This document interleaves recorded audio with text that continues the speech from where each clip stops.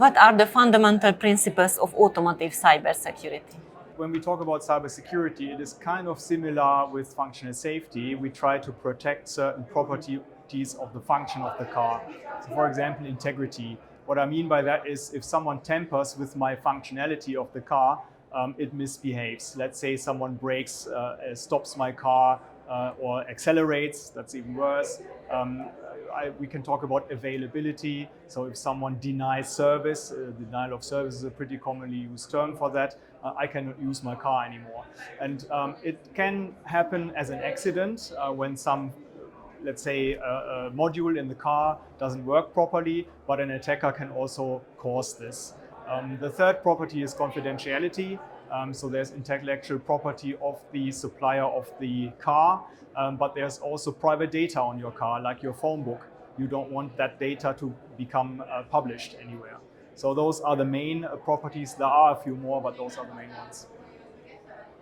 How do these principles change as the automotive industry adopts advanced technologies? The main enemy of security is complexity, and things in the car get more complex all the time. We introduce more functionality, more bus systems. The internet is in the car already, so the car becomes this driving computing center connected to anywhere. So that is really becoming an issue in cybersecurity.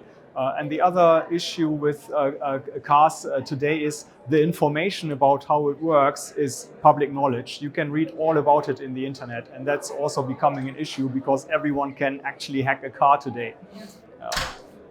What standards and certification requirements must automotive suppliers meet for compliance?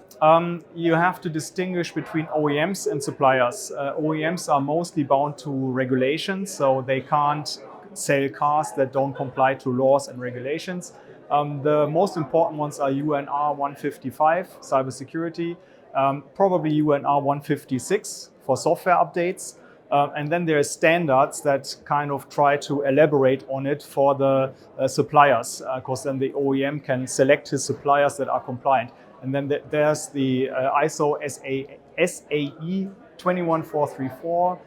And for software updates, there's also one that was just released, the ISO 24089. You also have to consider production and also your IT infrastructure. If someone compromises production or your IT infrastructure, he can compromise your ECU. So the regulations in those areas like ISO 27001, 62443, those will also apply in those areas. So it's a lot of stuff to cover actually to become secure, really.